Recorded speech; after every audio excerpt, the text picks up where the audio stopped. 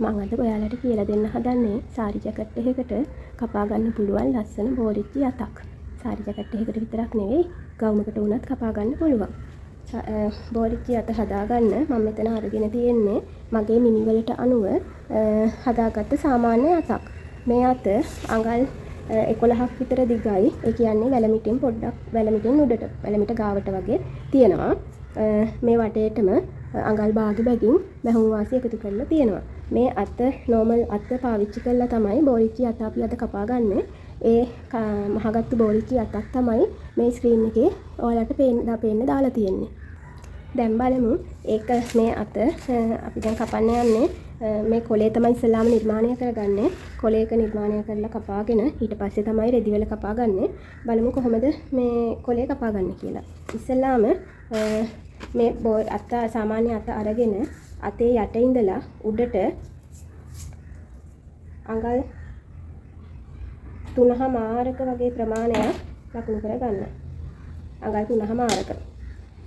අඟල් 3මාරක් යට ඉඳලා උඩට ලකුණු කරලා ඊට පස්සේ මේ අතේ කෙරවලේ මේ කොනේ ඉඳලා මේ පැත්තට අඟල් 2මාරක් ලකුණු කරන්න. ලකුණු කරලා මේ රූල එක තියාගෙන මේ විදිහට ඇඳ ගන්න. ඇඳගෙන ඒක අපි දැන් කපා ගන්නවා.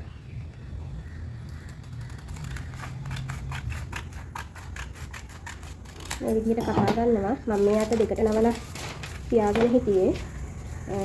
මේක කොහොම කපා ගන්නවා. දැන් අපිට මේ කපා ගත්තට පස්සේ රැලි අවශ්‍ය වෙන්නේ මේ යට කොටසටත් මෙතන උඩ කොටසටත් විතරයි. මේ කෑල්ලට අපි රැලි තියාගන්නේ නැහැ. ඒක නිසා අපි මේක ඉස්සලාම පැත්තකින් තියාගන්නවා. පැත්තකින් තියාගෙන අපි දැන් මේ කොලයක් අරගෙන තියෙනවා. ඒ කොලේ දෙකට නවා ගන්නවා. දෙකට නවාගෙන මේ කොටස නැම්ම විදිහට තියාගන්නවා. අපි දැන් මේ යට ඉඳලා අඟල් 1මාරක් අඟල් 1මාරක් උඩට ලකුණු කරනවා. ඔය විදිහට. ලකුණු කරලා කෙලින් රේඛාවක් ඇඳ ගන්නවා. ඇඳගෙන මේ නැම්මේ ඉඳලා ඉස්සරහට අඟල් 4ක් ලකුණු කරනවා. මෙතන උඩින් අඟල් 4ක් ලකුණු කරනවා. මේ අඟල් 4 ලකුණු කරන්නේ රැලි සඳහා. අපිට මේක අඟල් 4 3 4ට වැඩියෙන් ඕන ප්‍රමාණයක් ගන්න පුළුවන්. ඒක තීරණය වෙන්නේ අපිට රැලි කොච්චර ඕනේද කියන රැලි අවශ්‍ය ප්‍රමාණය අනුව. එතකොට අපිට ඒක අඟල් 2 3 4 5 ඒ වගේ ලකුණු කරන්න පුළුවන්. එහෙම කෙලින් ඉරක් ඇඳ ගන්නවා. ඊට පස්සේ මේ දෙක අතර ඇඳගෙන මේ අපි දැන් කපාගත්තු කෑල්ල තියෙන්නේ මේක මේ විදිහට තියාගන්නවා. ඔය විදිහට තියාගෙන මෙතන කෙරවලේ ඉඳලා උඩට අඟලක් ලකුණු කරනවා. ඔය විදිහට අඟලක් ලකුණු කරලා මෙතන ඉඳලා මෙතනට තියෙන දුර මැන ගන්නවා. මැනගෙන 9.3 කාලක් තියෙනවා. ඒ 9.3 කාලෙට තව අඟල් භාගයක් එකතු කරලා මේ කෙරවලේ මේ ඉරේ ඉඳලා මෙතනට ලකුණු කරනවා. මෙතන ඉඳලා. තටනේ අරගෙන තියෙන ලකුණු කරලා අපි දැන් මේක මේ විදිහට ඇඳ ගන්නවා. කොහොම ඇඳගෙන සාමාන්‍යයෙන් අඟල් 3ක් විතර මේ කෙරවලින්ද මේ පැත්තට අඟල් 3ක් විතර ලකුණු කරලා ඇඳගෙන ඊට පස්සේ මේ රූල එක කියලා ඔය විදිහට මෙතන අපි අඟලක් උඩට ලකුණු කරේ එතනට ලකුණු කරනවා. ඒ වටේ ඇඳ ගන්නවා. වටේ ඇඳගෙන ඊට පස්සේ එතන ඉඳලා මෙතන අඟල් භාගයක් උස් කරේ එතනට මේ විදිහට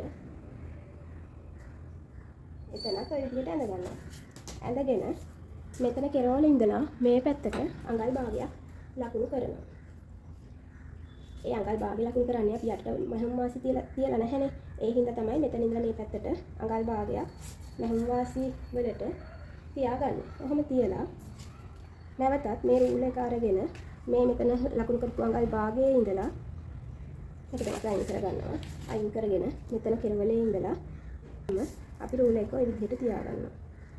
තියාගෙන ඔය විදිහට ඇඳ ගන්නවා. ඇඳගත්තට පස්සේ එන්නේ මේ විදිහට. ඊට පස්සේ අපි ඒක එහෙම කපා ගන්නවා.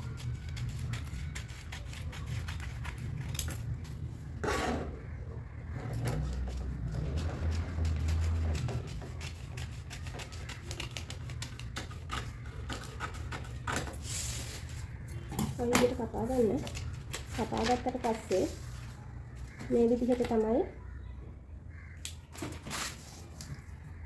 තියෙන්නේ.